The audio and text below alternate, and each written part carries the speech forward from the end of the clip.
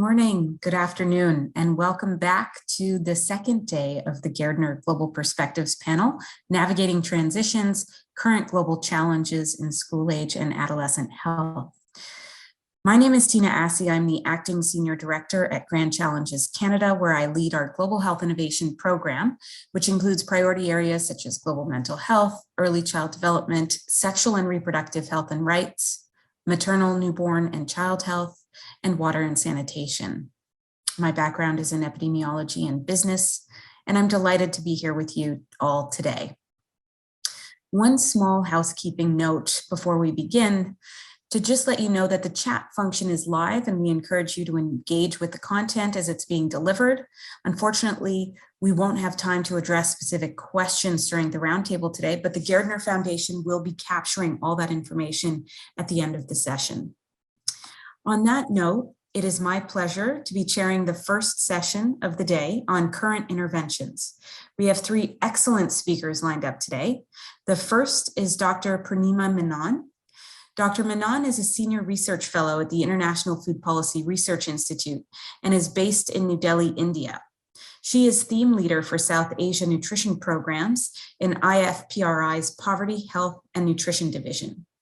In her work in India, she directs partnerships and opportunities to strengthen and harmonize actions for nutrition in India, an initiative to support more use of evidence for nutrition in India. She conducts implementation research on scaling up maternal and child nutrition interventions, including on evaluating large-scale behavior change communication programs in nutrition and health. Dr. Menon has research experience in India, Bangladesh, Ethiopia, Haiti, Vietnam, and Nepal, and invests deeply in research translation in her engagements with policy communities. Today, Dr. Menon is presenting Nourishing Adolescents and Young People in South Asia, Insights from the Lancet Series on Adolescent Nutrition. Dr. Menon, over to you. Thank you so much, Dr. Assi, for that wonderfully kind introduction. And before I kick off, I want to thank the Gairdner Foundation, IDRC, and Sick Kids for the great honor of being with you all today. I'd also like to thank my incredible co-authors on the Lancet Nutrition Series, in the Lancet Adolescent Nutrition Series that we published in November last year. What I'll do today is share insights from the third paper in the series and put that in the context of nourishing adolescents in South Asia. I especially want to acknowledge Dougal Hargreaves and Emily Nates, who were my joint lead co-authors on the series. Could I have the next slide, please? So let me start with South Asia, and then we'll get into the series. South Asia has 340 million adolescents that live in this region across the different countries. This is about a third of the adolescents globally. It also means that this is a population that's going to contribute tremendously to what lies ahead for the world as we look forward towards the SDGs and well beyond that. The research that we have so far on adolescents in South Asia highlights that regardless of the kind of nutrition outcomes we look at, this is a figure from a recent paper by authors in South Asia, whether you look at low height for age or thinness or overweight, the region actually faces a variety of nutrition related challenges. Anemia is another absolutely rampant nutritional challenge for adolescents in South Asia, both for girls and for boys.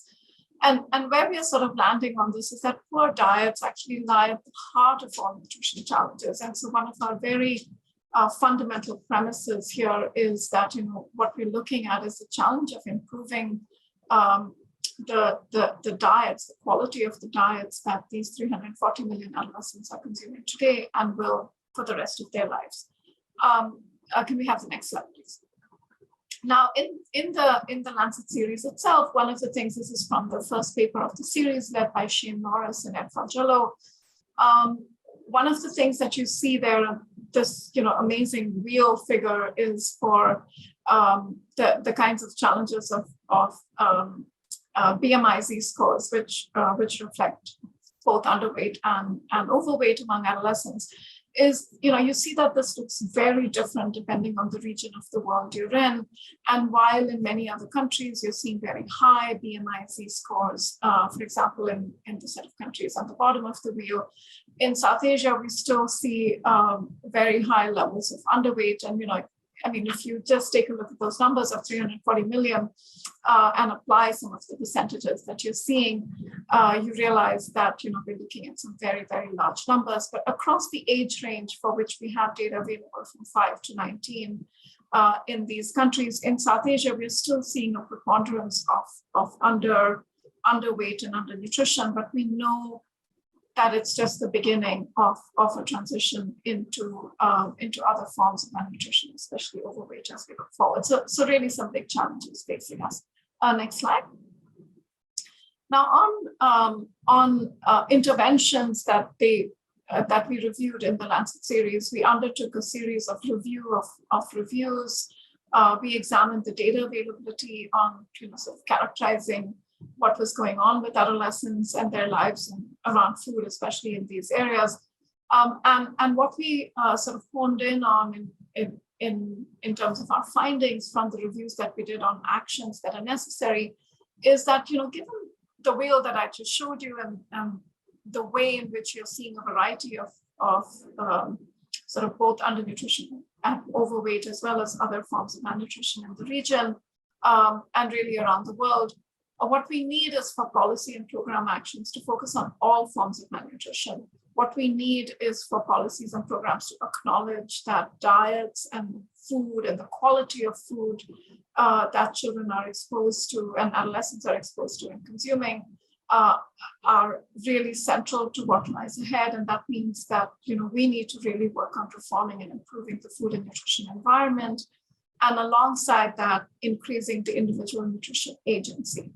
One of the things we really looked at in the series is, well, how do you reach adolescents and young people? And we reviewed the literature in health systems and educational systems, in sort of communications platforms, and across community platforms. And, we honed in on really what I think is a fact that educational platforms are among the most promising ways to reach both adolescents and young people, and that schools in particular can shape food environments, can support poor children and their families on food security. And this is true, whether you're in a rich country or a poor country. We see the number of children even in countries like the United States that access school meals. And that schools also offer opportunities to teach children about healthy diets. Now, at this point in time, especially in the context of the pandemic, which really came about, parallel in a sense to our development of the series, I think where we lie is that the schooling crisis in South Asia has really upended the lives of adolescents. And the fact that schooling has upended lives also means that the schooling platforms and the educational platforms that offer these opportunities for coupled actions for nutrition have also been really upended. And so, I think what we are looking forward to see is, how, as kids start going back to school in the region, are we going to now capitalize on that opportunity to improve their lives from the perspective of nutrition? Next slide, please. What's really critical also about schools and schooling is that the early experiences of schooling matter tremendously for the future trajectories of the lives of adolescents, and that these have profound nutrition implications, which I'll share with you in just a second. A very powerful data set from India called the Udaya data set, which is collected by the Population Council and their partners, focuses in on just 2 states in India, but these are 2 states that probably cover at least a fourth of all adolescents in India, if not more. These 2 states alone are home to 72 million adolescents, and these longitudinal data sets have shed a lot of light on how, where children are early in terms of being in school or not being in school and being supported through that has really substantial implications for their trajectories, both social trajectories and nutritional trajectories. Can I have the next slide, please? work that my colleagues and myself have done.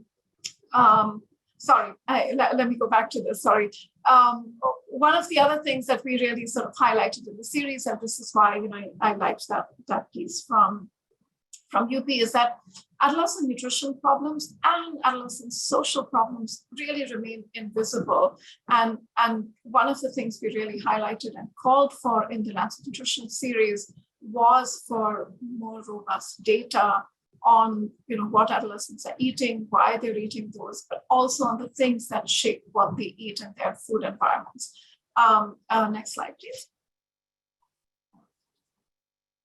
One of the things that we've seen is that the evidence base that really should be available to support action and evidence-based action for adolescents on nutrition is an evidence base that's way too narrow. So a very recent scoping review that was published, not by my research group, but by other interfaith researchers in South Asia, shows that they were really only able to find 128 studies. I mean, imagine this, a region that covers a third of all adolescents in this world, and you're just able to find 128 studies. And so, they really found that the studies were variably distributed across the countries. Most of the studies were done on adolescent girls. There were very few studies done on boys, even though we know that there were challenges.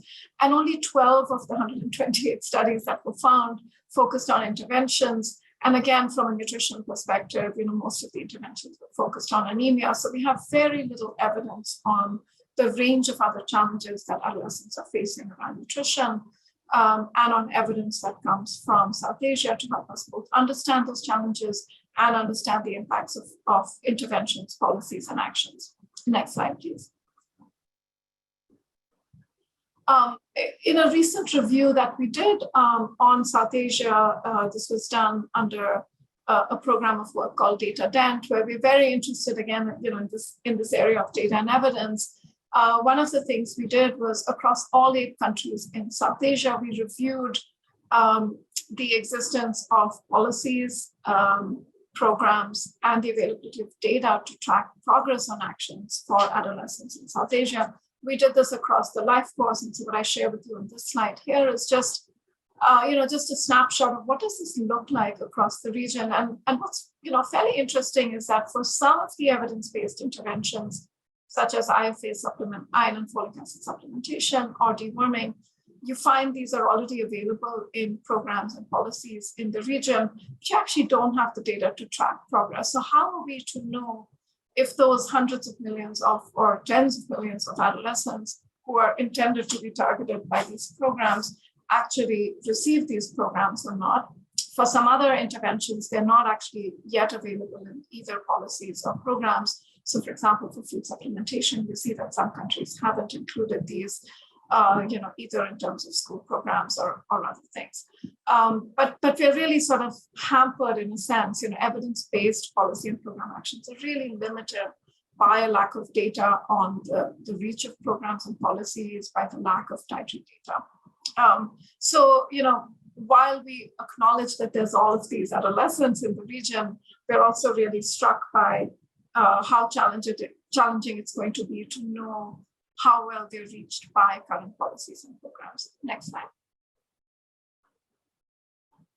Now, I want to end and sort of come to close. I know I've sort of painted a picture of numerous challenges, of gaps in policies and programs, but I also want to say that, this incredible body of adolescents offers a lot of room for hope. This is a picture that I borrowed from somebody I follow on Twitter, who, shared this amazing meeting that was held and I, hosted in Bangladesh, where youth parliaments were coming together to discuss how to increase youth participation in shaping their own food environments. The next slide is an example that I borrowed from another colleague in India, where you have a whole consortium of partners working together in India on an initiative called Let's Fix Your Food, which again is sort of really engaging young people in a dialogue about what needs to happen for their diets and healthy food environments. So, while I am concerned about the scale and scope of the burden and the gaps that exist in policies and programs, I'm also, energized by the fact that many initiatives are beginning to engage young people in dialogue around what needs to happen. Next slide, please. So I want to sum up, with these 4 points for us to consider. First, that South Asia's nutrition challenge for adolescents and indeed for adults is evolving. What we're seeing is certainly multiple forms of malnutrition. However, what we're reminded of is that regardless of the form of malnutrition, diet quality matters tremendously. And the data that we have so far in South Asia suggests that diets are fairly poor and need a lot more attention, both in terms of missing nutrients and in terms of the increasing consumption of ultra-processed foods and other such things. Both the Lancet Series and other work that has happened on the region emphasize that food systems and food environments, including the information that adolescents are exposed to, and the state of the food security and economic capabilities of their families, truly affect what adolescents eat across the region. I find it very sobering to think that we adults have great power to shape what happens in these food systems and in health systems for adolescents, because while we may engage them, they're not the ones who are in decision-making spaces. And so we have a great responsibility to really listen to our young people, to acknowledge the challenges that face them, to acknowledge that we may have made mistakes in how we handle lockdowns or what we're allowing to happen in terms of the relentless advertising of unhealthy foods to adolescents and young people, or what we are not enabling in terms of economic opportunities for young people. And so I really end in a sense by also calling on the adults in the region, the adults around the world who are making decisions that affect adolescents, for us to take on the responsibility that comes with the power that we have to shape what happens in our landscape. So let me stop there and hand it back to you, Dr. Assi.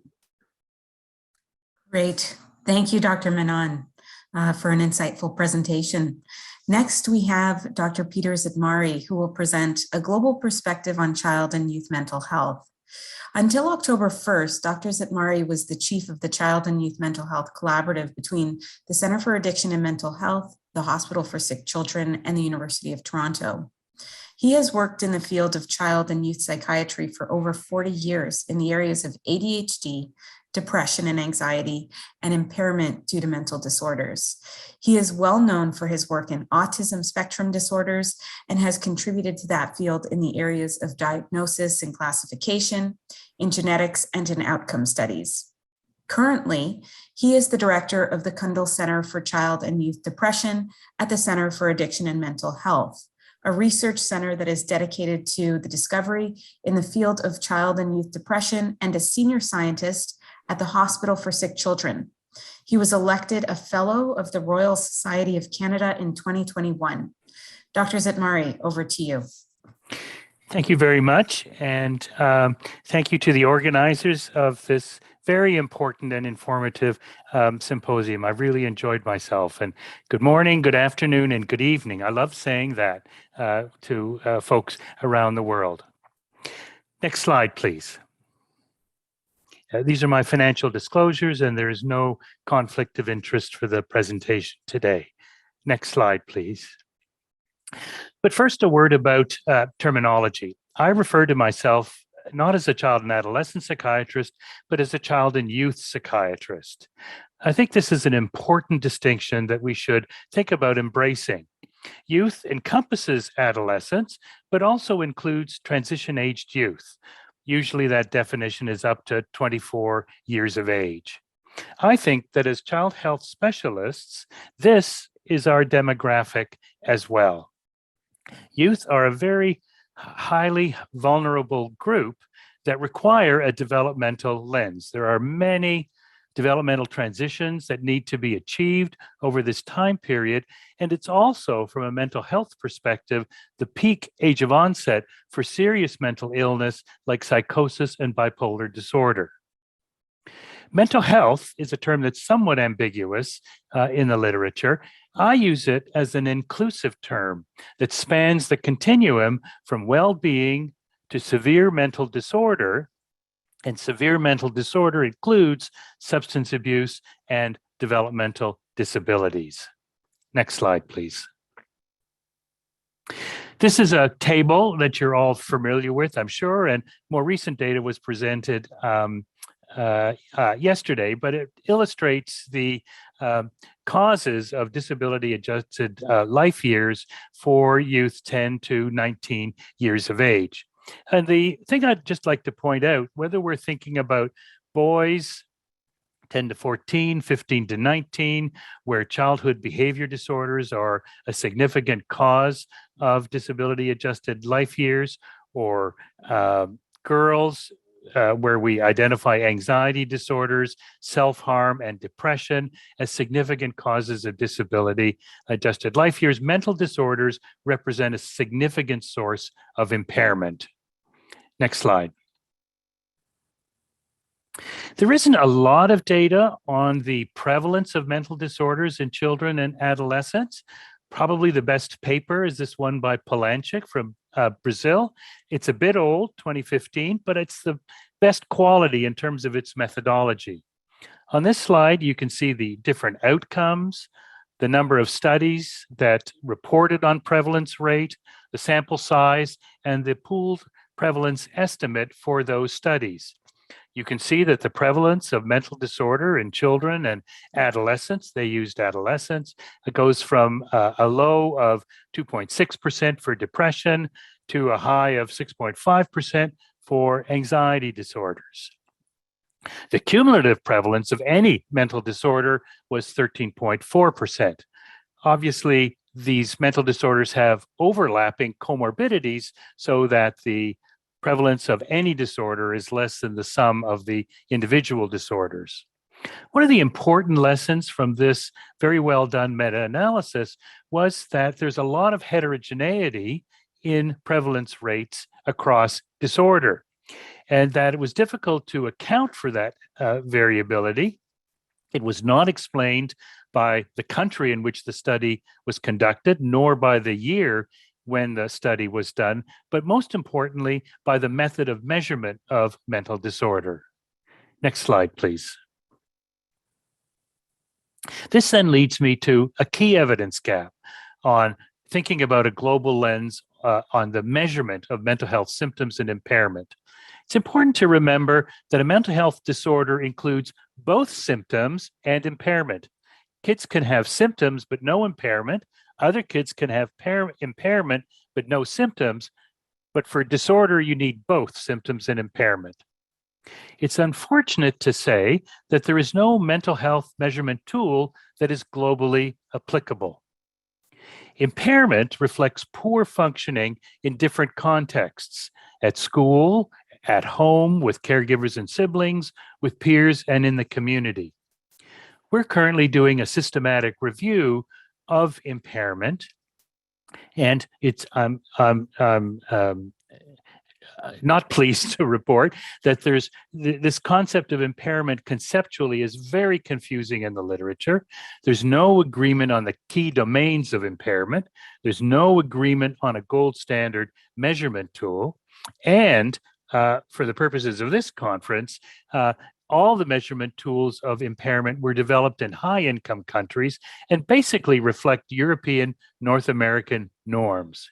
I think the same holds true for measures of quality of life and well-being, other domains which frequently overlap with measures of functioning. Next slide, please. Just going back to this table of the causes of disability, the top 5 causes of disability-adjusted life years among youth 10 to 19, what I want to point out is this whole area of comorbidity and its importance. For example, childhood behavior disorders overlap with food insecurity, obviously one example of which is iron deficiency anemia. Childhood behavior disorders among boys also overlaps considerably with self-harm and interpersonal violence. Among girls, there are very significant comorbidity between anxiety disorders, depression, self-harm, and migraine. Next slide, please. This highlights, I think, the importance of multimorbidity as a public health problem. Multimorbidity can be defined as the presence of one or more health condition in an individual. This condition or this concept of multimorbidity is becoming an important public health priority, and there's an excellent report on this from the Academy of Medical Sciences from the United Kingdom. There's no universally accepted definition of multimorbidity. I like the one by Lancet et al., where they define multimorbidity as any combination of chronic disease with at least one other disease, acute or chronic, or biopsychosocial factor, associated or not, or a somatic risk factor. Most of the research on multimorbidity has predominantly focused on older adults in high-income countries. I was able to find a meta-analysis on prevalence rates of multimorbidity in low and middle income countries, where they report pooled prevalence of multimorbidity among adults to be as high as 36% of the population. I found that quite striking. Next slide, please. Now, multimorbidity in children and youth is very common. I've already highlighted that there's a lot of overlap between mental disorders. There's a lot of overlap between mental disorders and physical disorders. So, for example, between 30 and 40% of youth with a chronic health condition also have a mental disorder. And there's a lot of overlap between mental and physical disorders and the social determinants of health. This idea of multimorbidity actually begins in childhood. The rate of multimorbidity in a representative sample of the US population of adolescents is 35%, who have at least one physical and one mental health challenge. Multimorbidity has an impact on quality of life, on functioning, and on service use. And this impact is multiplicative. It's not simply additive. And not each pattern of multimorbidity has a similar impact on outcomes. Compared to studies in adults, I must say, there are very few studies of pediatric multimorbidity, especially from a global perspective. Next slide, please. So I have 4 take-home messages when thinking about child and youth global health. I took the mental out of the title of this slide to emphasize this is about health. Globally, mental disorders among children or youth are common and impairing. Approximately 241 million children and youth around the world are affected by a mental disorder, and this estimate is pre-pandemic. We have a lot of work to do to develop measures of mental health symptoms and impairment that are culturally sensitive, and we have to balance that with the need to harmonize measurement across countries and cultures to allow for global comparisons. We need a greater focus on specific patterns of multimorbidity, including social determinants of health that have the greatest impact on children and youth's lives, as opposed to studying single disorders in isolation. Whenever any physical health condition is the focus of interest, I would say it's essential to include mental health and impairment to ensure a holistic perspective on health. Last slide. I just want to end by acknowledging Zulfi and the Center for Global Child Health at Sick Kids, and to congratulate Zulfi on this wonderful award from the Gairdner Foundation. Thank you very much. Thank you, Dr. Zitmari, for that very informative presentation. Next, we have Dr. Mercedes Lamas, who will be presenting on youth reintegration after trauma. Dr. Lamas is the director of the Reinserta Center. She is a criminology, criminal public policies, and human rights professional with a PhD in government and public administration from the Universidad Complutense de Madrid. Dr. Lamas, over to you. Thank you, Tina. Thank you, Dr. Tina. Well, I'm very pleased to be in a panel with such personalities as Dr. Szatmari and Dr. Purnima. As Dr. Peter was talking, I was just thinking in Mexico about the causes of disability, and I was just relating everything to violence. In Mexico, violence is related to all the mental health, mental disorders and health that we have. Next, please. So I hope that with this presentation, I can give you a quick panorama of all the issues that we are addressing in Mexico related with mental and physical health. How did we start it? We started 9 years ago. Reinserta is an organization that has 9 years.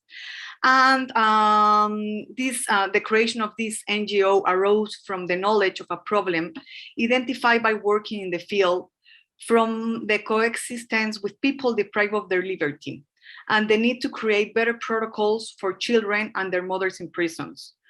We started 9 years ago working with youth criminal offenders, and then we started working with mothers that have their kids and their children deprived of their liberty too. Right now in Mexico, there are between 500 and 600 children that are born and live in prison with their mothers. So next, please. Along these years, along these 9 years, we have identified problems that are related with violence. First of all, the violence related with institutions. We have more than 500,000. We have more than 500,000 mothers or fathers deprived of liberty. This means that a lot of kids are in contact with the penal system, and 67% of them have been in contact with drugs or have witnessed riots or fights. 45% of them was review in searchers, and 10,000 kids have been born in prison in the last 10 years. Related with the structural violence, 7 girls and boys are killed in Mexico daily. This is totally related with violence. 28% of the disappearances in Mexico are of children and adolescents. 74% of adolescents in conflict with the law had contact with criminal groups in their communities. In Mexico, we have a lot of communities in little towns, and in these communities, all the criminal groups have made a great effort to get in touch with kids and adolescents. Actually, close to 500,000 children and adolescents are recruited by organized crime in Mexico. 63% of girls and boys under the age of 14 have been physically abused by their primary caregivers. And more than 1,700,000 girls and boys work illegally. We have a huge problem of sexual violence. 4.5 million experience severe bullying annually. 60% of child pornography is produced in Mexico. Every time I think in this number, I get totally paranoid, especially because I think there are 195 countries in the world, and one, that is Mexico, produces 60% of child pornography. 200,000 children and adolescents are captured by trafficking networks. 40% of sexual crimes are committed against children and adolescents. The sexual exploitation in Mexico of girls and boys is the second illicit activity that generates the most income, just only below drug trafficking. It generates $24 billion annually. So as you can see, in Mexico, we have a huge problem of institution, structural, and sexual violence. Next, please. What are Reinserta's achievements? Well, we wrote the maternity section in the criminal enforcement law. 4 years ago, we made the huge achievement of changing this law, especially because kids were allowed to be with their mothers in prison. It depended on the specific place, but a lot of them could be until they were 6 years old. So we had a lot of prisons that had kids up to 6 years old. And in 2018, we had this great achievement of changing the law, and they're allowed now up to 3 years old. We have generated and published 5 investigations that are related with public policy proposals that I will talk to you about this later. We have trained judges on juvenile offenders, and we have made a proposal for reform of the law to separate people accused of child sexual abuse in prisons, avoiding contact with girls and boys inside the prisons. Because in Mexico, we have prisons, for example, in Mexico City, we have prisons that in one day they can have a lot of visitors, and they could be all in touch, girls, boys, offenders. So we have made this proposal of reform. We have created the first national observatory against the prevention of recruitment of children and juveniles by organized crime. And we have reviewed and adapted the amnesty law for the state of Mexico. Next, please. We are right now working in 3 states of Mexico, that is Mexico City, Estado de Mexico, and Nuevo León. And with this, we have started the process of reintegration of 15% of the national population of juvenile offenders in Mexico. Our intervention models are endorsed by USAID and Grand Challenges Canada. Only in 2021, we worked with more than 260 women and 67 children under 3 years old who live with their mothers in prison. And we have replicated the Reinserta's model in 3 states and 10 penitentiary centers. Next, please. Okay, the studies I just told you about 2 slides before. We have published 5 different studies that are evidence-based and that are measurable, replicable, and with a gender perspective. In Reinserta, we have the goal of doing researchers that can be repeated, not just in Mexico, but also in different countries that have the same problems as we do. You can find these studies in our website. Most of them, they are in English and in Spanish. Next, please. Okay, now I am going to tell you about the 3 different programs that we have in Reinserta that address mental health. The first one is the Reintegration Center for Adolescents and Young People. This model addresses adolescents and young people between the 14 and 29 years old who committed a conduct typified as a crime. The objective of this program is to reduce risk factors and increase protective factors to prevent recurrence.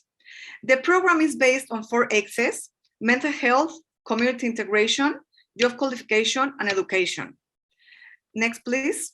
Now I'm going to tell you about the axe that is addressed just mental health.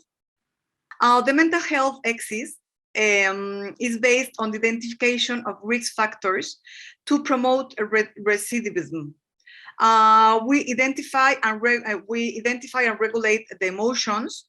We have several workshops that have to do with metacognitive skills, emotional self-regulation and health culture, relaxation activities, and stress management. We have psychiatric, of course, we have psychiatric evaluation and medication support if it is necessary. And we have individual and family psychological sessions. And most of the therapy is based on addiction consumed. And the achievements we have had in the mental axis, in the mental health axis, is that 72% of the participants reduce aggressive tendencies, and only 3.5 of them have committed another crime. Next, please. Another part of this program has to do with a radio program. This radio program is funded by Grand Challenges Canada. And the objective of this program is to create capsules in podcast format of mental health issues by young people in the process of social reintegration and co-creation with young people in the internment process. It's a program that it's a work with persons with juvenile offenders that are out of the system and juvenile offenders that are in the system. Next, please. Our achievements in this program, we have trained in technical skills and mental health content to young content creators. We have created 14 mental health capsules in which theoretical content and the experience of young people in the process of social reintegration and young people deprived of liberty are shared. As I told you, this special program works with people that are deprived of their liberty and some of them that are already in liberty. Next, please. We also work with girls and boys that have a referent, either their mother or father that is deprived of liberty. And we provide comprehensive care to children and adolescents who have, we provide specialized psychological attention to these kids and also to their caregivers. And especially in the mental health axis, we work through psychological interventions. As I told you, addressed to the kid and to the parent and the caregiver. Next, please. What have we done in the last years? We have made bibliotecas that are exclusive, dignified, and specific areas for children who live with their mothers in prison, in which the protection of their psychological and emotional integrity is guaranteed. We have made 5 bibliotecas, and we have different maternity areas. We have dignified 3 different maternity areas in different prisons in Mexico. Next, please. And the third population that we work in is survivors.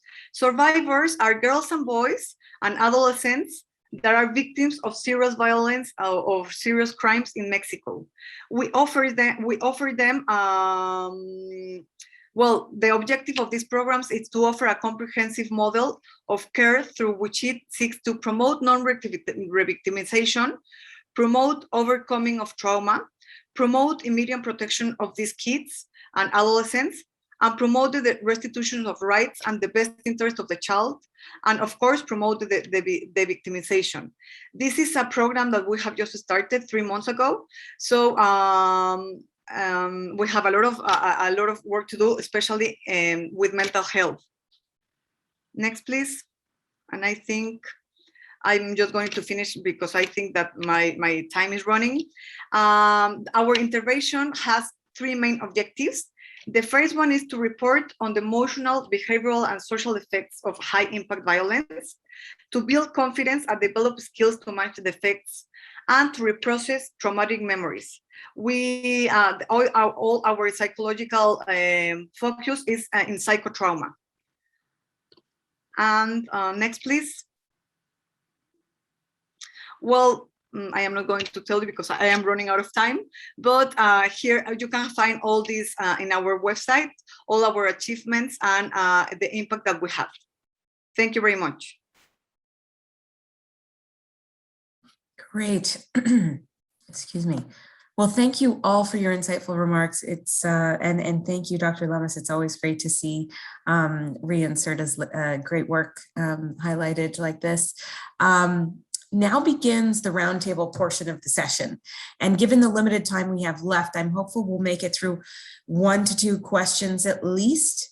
So to the panelists, you've all presented interventions critical to the agenda on adolescent health, supported by an abundance of evidence. Dr. Menon, you spoke on how the food systems and food environments, including information, affect what adolescents eat across regions, that diet quality matters, that the challenge of adolescent malnutrition is one that's evolving, and that as adults, we can have a great influence on the situation. Dr. Zitmari, you spoke about the epidemiology of mental disorders among children and youth, and the fact that they are common and impairing. You spoke about the need to develop measures of mental health systems and impairment that are culturally sensitive, but also the need to balance this with harmonization of measurement to allow for global comparisons, and the need for a greater focus on specific patterns of multimorbidity that have the greatest impact on children's and youth's lives. And Dr. Lamas, You spoke about the challenges driving institutional, structural, and sexual violence among children and youth in Mexico, and Reinserta's wide-reaching and rigorous approach to programmatic and legal reforms to turn these tides and change health and social outcomes for adolescents and young people. However, we know that despite ample evidence supporting evidence-based interventions, implementation across health, education, and social systems is often poor. My question to each of you is, what are the biggest hurdles that must be overcome in order for the interventions you've presented to be adopted at scale in a sustainable way?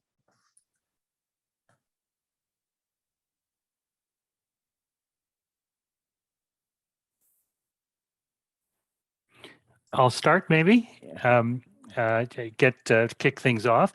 This is a significant problem. With the World Health Organization, we've are just in the process of completing a systematic review on the scale up of evidence-based interventions for mental health among young people globally. And it's disappointing to see how few interventions have been scaled up and evaluated. And one of the lessons learned is that maybe the biggest hurdle is time. We don't have enough time to do this because we don't think about the scale up at the very beginning when we design the pilot study for the intervention. Scaling up is a very complex process that involves engagement with all kinds of community leaders and champions and stakeholders. And that takes time to involve. We don't think about involving them at the very beginning. And I think that's essential, but it takes time to build those relationships and work through the process of the pilot study, the effectiveness study, and then the scale up. I can go next, Tina. I think for me, what's challenging is that, as sometimes as scientists, as policymakers, and funders, we don't have anyone at some level, people who are bold enough to kind of take on the whole of person, whole of life, whole of society kinds of challenges that we need to look at here with adolescents. I mean, we can't just focus on a tiny slice of what's going on with, say, nutrition and say, okay, I want to test, this intervention for this nutritional challenge in a world where we now recognize, I think, we have recognized the variety of challenges that young people in transition are facing and will face as they look towards their own future. The needle or the finger has to point back at us to say, are we willing to step up there and say, okay, do we agree on what are the solutions that need to reach these these individuals? The other is, of course, whole of society is so critical for something like nutrition, and I think it's also critical for things like mental health. We can't go chasing silver bullets because they don't exist. We have to be willing to say, we want to, for example, educate and engage young people in, say, educational settings, and in any ways in which we can reach them around making appropriate choices in nutrition. But if you're not also able and willing to engage, really big powers in the food industry to say, look, you have to stop marketing these foods to young people because we are not going to be able to find the match if we don't do that. We can't work on food environments. We can't work on, food choices if we don't come at it this way. If we don't recognize that the families that young people live in around the world, in many cases are food insecure or poor, or that their parents are working multiple jobs, that affects their food situation, that affects their health situation, it affects their mental well-being. I'm sort of bothered by that. I'm bothered by our quest for magic bullets when I think at some level we know they don't exist. And so I'm really looking for big and bold, examples of people who are taking on these in really a really bold way. So that's something that I see as a very big challenge that lies ahead of us. People willing to take sort of big steps. Well, thinking in the Mexican situation that we have right now here, I think the factors that are hurdle are related with resources, political will, and corruption. Maybe we can have the perfect model with the perfect research, everything is proof, everything is evidence-based, but then you get to a system that is corrupted everywhere. Criminal groups are everywhere, talking about the Mexican situation, and therefore, of course, these models are addressed to fight with and to reduce risk factors, and most of them have to do with criminal groups. So we have these three huge problems: resources, political will, and corruption. Thank you. Thank you all for those responses. And I've been told we have a couple of extra minutes, so I will go ahead and ask one more question and just suggest to our panelists to keep your remarks brief if possible, so we can let people go on to the next session as well. You've all touched on engaging the right stakeholders or a certain set of stakeholders in your responses. There's a strong argument that in the context of demographic dividends, when we fail adolescents, we fail the whole of society.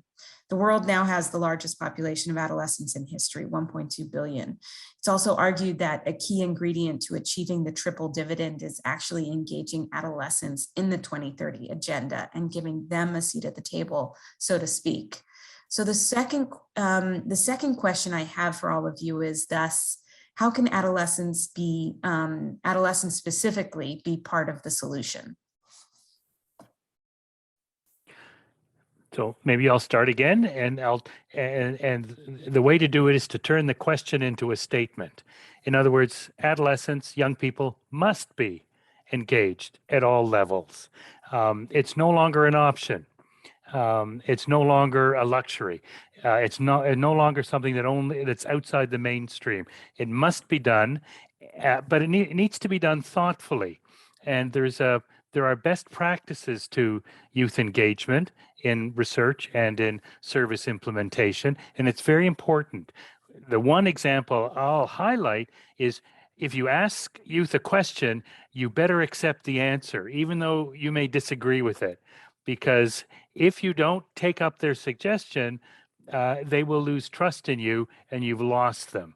So this whole issue about trust is extremely, and authenticity is very important in the engagement process. Yeah, thanks. I couldn't agree more, Peter.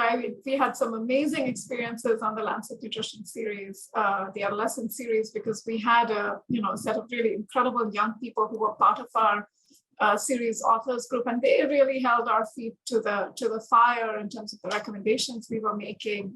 This was a bunch of adults writing about what needed to happen to support adolescent nutrition.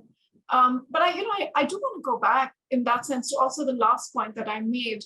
We have a situation where adolescents and young people have been telling us what they want around the world. They've been telling us about this for climate change. They have been raising their voice on sexual and reproductive freedoms and rights. They've been raising their voice on food and nutrition. It is our responsibility as people in power to listen really hard to those, and to do what we need to do. I don't think the adults are acting on what we know the youth are already telling us. Greta Thunberg, for example, she's talking straight to the adults on climate change, and she's telling us that we are not listening to her. And so it's easy for us to say we need to engage youth, but I think we are the ones that have to change. We have to change what we are doing, how we are doing it. And I'm afraid that most adults today are too caught up in what sort of floats our boat or gives us power to really be making the change that the youth are asking us to make. I'm very concerned about that. I'm very concerned about the fact that we are not using our places of power and fulfilling our responsibilities. I don't want to put the burden of this on the youth. I want to give them voice, but we are the ones that have to make a big change happen. So let me stop there. Well, I think this question is clue in the population that Reinserta works with. We have seen in our programs during these 9 years that we have a mentorship program that is based that young people that are already in the society, they work with the offenders. When this happens, when this mentorship program really works, or when it's a peer with a peer, it works much more than if there are 10 or 20 people in the staff. So I think that talking between peers, we don't even speak the same language. That if a peer works with a peer, a young people work with a young people, it is much easier to find a solution. For example, in Mexico, we have a problem of recruited organized crime that recruits kids that are 9 years old. So even if I go with 10 staff, 10 persons that are in the staff and talk to them, it is totally different that if a peer goes and talks to them. So I think that especially in the criminal program that we have in Mexico, it is much more effective if peers work with peers. But of course, we have to work with one of those peers so they can work with the others. So I think specifically in criminal problems in Mexico, teenagers and adolescents are the ones that have to work to prevent these problems. Great. Thank you all. I am afraid that is all the time we have. Thank you to our panelists, and thank you to those who've joined us in the audience and for engaging in the chat. This has been a wonderful discussion. It's been a real pleasure. On this note, I will hand it back over to our Gairdner colleagues for the next session.